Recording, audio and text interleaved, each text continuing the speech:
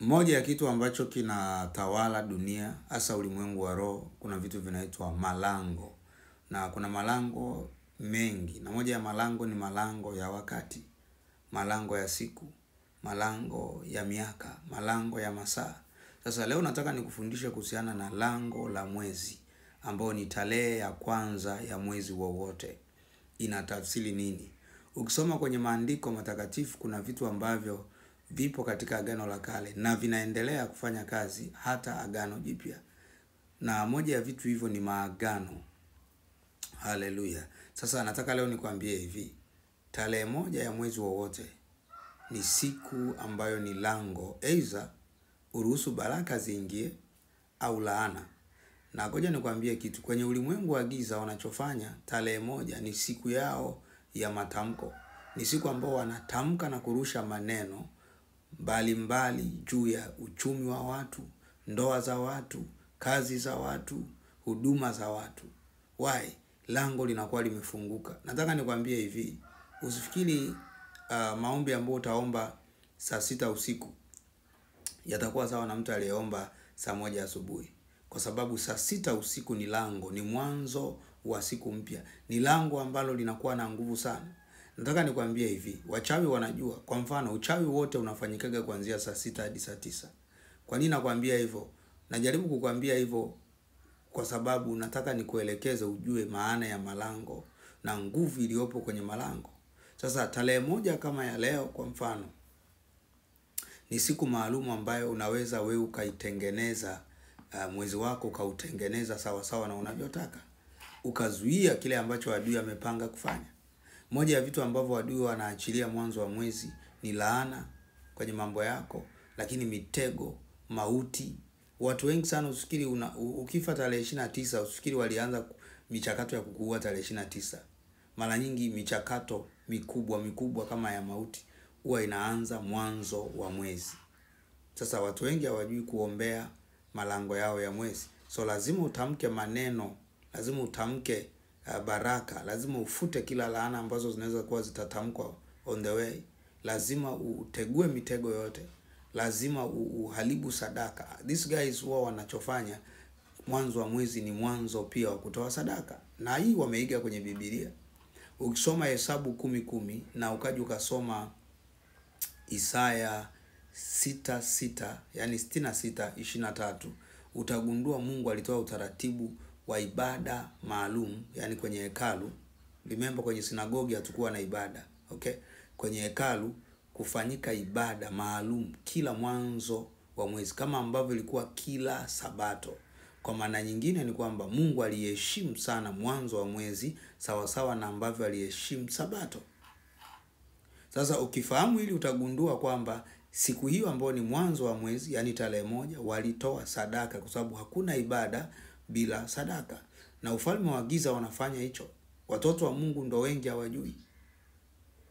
Mwanzo wa mwezi ni mwanzo wako. And therefore maombi yako hayo niliyokuambia uombe lazima yaambatanishwe na sadaka. Ukisoma hiyo Hesabu 10:10 utaona wanapewa maelekezo ya sadaka. Lakini pia Isaya 66:23 wanapewa maelekezo ya sadaka. Mwanzo wa mwezi umetoa sadaka ipi? Umeambatanisha hayo maombi na sadaka? Ni swala la kujiuliza. Sasa sadaka wanazotoa wao ni sadaka zinaitwa sadaka za uharibifu. Wananena kinyume na maisha yako, wananena kinyume na hatima yako. Kuna watu huwa unasikia wanasema huu mwezi ni mbaya sana, huu mwezi ni mbaya sana. I'm telling you, hata miezi na yenyewe ndani yake kuna malango. Kwa mfano tarehe moja mwezi wa kwanza ni lango la mwaka mzima. Kama ukuomba maana yake ni nini? Utajikuta muhanga. Adui atapanda vitu on the way kwa sababu hukuachilia maneno ambayo yataenda mbele kwenda kupiga ile kitu. Kuachilia sadaka ambayo ingenena kinyume na mipango ya giza. Tarehe moja mwezi wa kwanza. Ndio maana kwenye madhabahu huku tulikuwa na maombi. Haleluya. So najaribu kukupa hizi siri ili usije ukajikuta muhanga. Unakuta tu huu mwezi mgumu kweli, huu mwezi mgumu, kumbe wamedili na wewe. Tarehe moja kwenye lango. Kwenye lango maana yake lango linaweza likaingiza baraka au laana. Liko wazi. Haleluya.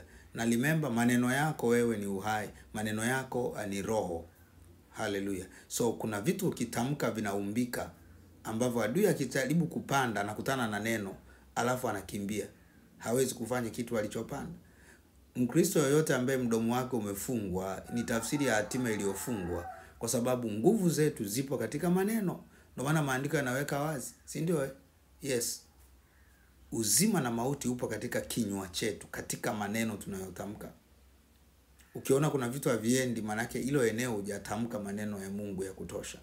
Na lazima hayo maneno unayotamka yawe sawa sawa na neno la Mungu. That's why tunaomba muda mrefu. Why?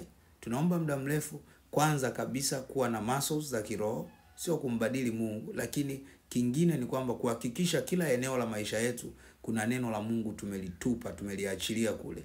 Ili adui akijaribu kuachilia neno lake, akutane na neno la Kristo ambalo ni nuru. Na remember, nuru haijawahi kushindwa na giza. Sasa watu wengi hakuna nuru kwenye maisha yao kwa sababu hakuna neno la Mungu. So adui akitaka kushambulia uzao wako anapiga, kwa sababu kwanza hakuna nuru, hakuna neno lolote, na wala hakuna sadaka inayonena kinyume na ubaya. Unajua maombi utaomba, si ndio? Utamaliza. Lakini nataka nikwambie, ukitanguliza na sadaka, maana yake umeactivate ile speaking, umeactivate ukumbusho. Ukisoma Matendo ya Mitume 14 au anzia mstari wa kwanza, utagundua kwamba sadaka za watu pia usimama kama ukumbusho. Lakini hii usifikiri ilianzia kwa Kornelio. Nimesoma pia kwenye kitabu cha Hesabu. Okay? Sadaka za wale watu zilikuwa ukumbusho mbele ya nani? Ya Mungu. So sadaka ina tabia ya kuongea. Ndio maana maandiko yanasema damu ya Yesu hunena mema zaidi ya ile ya Habili. Kunena, hii damu ya Yesu ni sadaka. Hallelujah. That's why lazima ujue hii siri. Ubariki siku yako, itamkie baraka, utegue mipango ya giza, lamani za uharibifu, michoro yoyote ambayo adui anaweza kuwa ameshachola au atachola on the way. Itamkie baraka mwezi wako. Tamka baraka juu ya familia yako, juu ya watoto wako, juu ya uzao, juu ya biashara, juu ya vitu vyote ambavyo pengine Mungu ameshakukabidhi, amekupa.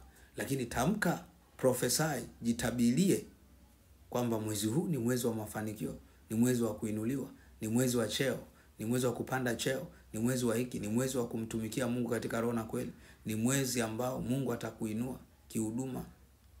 Speak, talk, ongea. Sasa watu wengi vinywa vyao vipo kimya. That's why ni wahanga. Unajikuta tu umekutana na jambo ambalo sio zuri. Hallelujah. Nadhani kuna mtu amejifunza kitu. Unaweza ukafollow hii account na ujifunze vitu vingi zaidi ambavyo vitakubariki. Ubarikiwe sana.